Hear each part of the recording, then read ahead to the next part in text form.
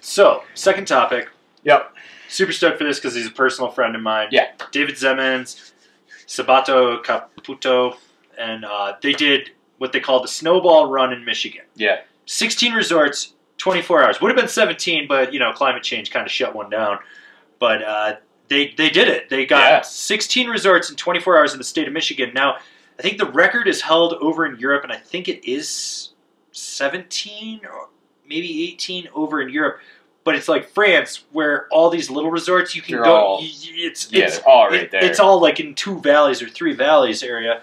And so these guys, I think they said it was like almost 500 miles they had to drive. I believe it. And but what set them off was one of the resorts, I think it was Cabernet Peaks or something, or one of them, was open for 24 hours or 48 hours. So they were able to start later to bang it out, and they were able to hit a few there. But they were...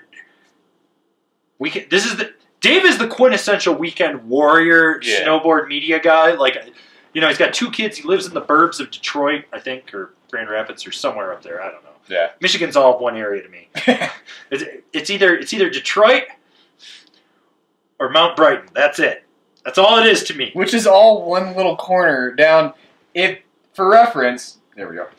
That's all literally like right here. So there's all of this plus the UP that's apparently not in Avern's mind.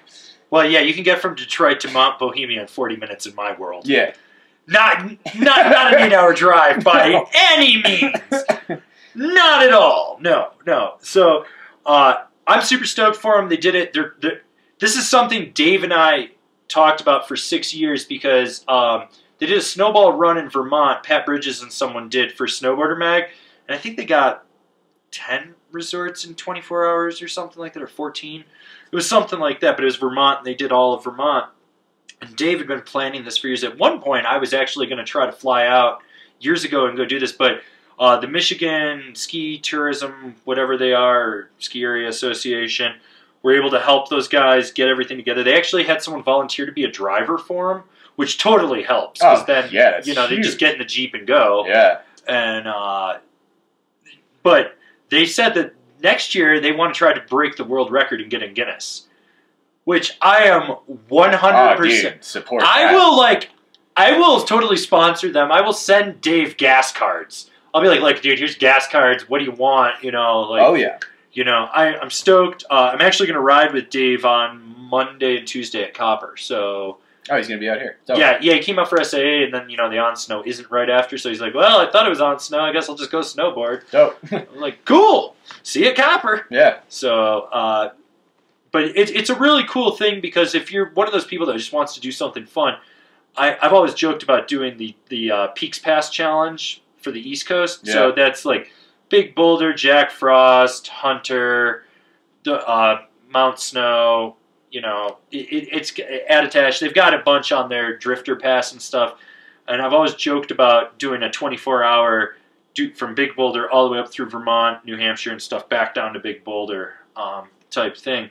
But it's one of those things that if you wanted to do that challenge, you could do it. Honestly, I'm surprised someone hasn't done it in New York State because they have the most ski resorts of any state. I mean, granted, they're super far apart, so you would probably have to get a helicopter. Yeah, but, but whatever. The last time I rode a helicopter in New York, it was Flight for Life.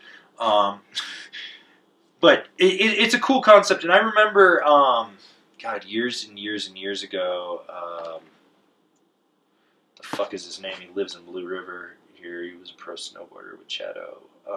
Did the backflip rail. I want to say it's Nate Holland, but I know it's not Nate.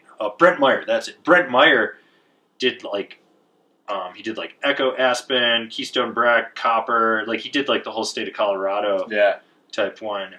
I've thought about it for the state of Colorado. Between the Epic and Icon Pass, you could theoretically pretty much hit the state of Colorado. It's one of those things. I mean, and granted, it was for rich people, but the Vail did the Epic Challenge that one year. They did, and it wasn't obviously 24 hours. It was the whole season. It was the whole season, and that thing they screwed. It was the first 6 people to hit every one of the resorts that was on the full Epic Pass got Epic Passes for life. No, was it for life? I thought it was for a year. No, it was life. It was life? Yeah, if you were the one of the first 6 people to do it. But then it included Japan and France and Switzerland. You had to have money. You had to have X number of vertical feet, and you had to hit all these lifts and stuff.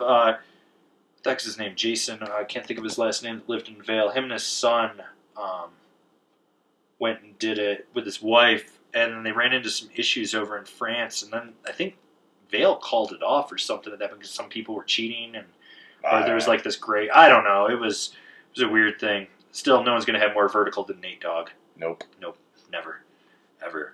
But Dave, Sabato, I'm stoked for you guys. Congrats. Yeah, that's it. Next year, I hope you guys actually do make it in Guinness.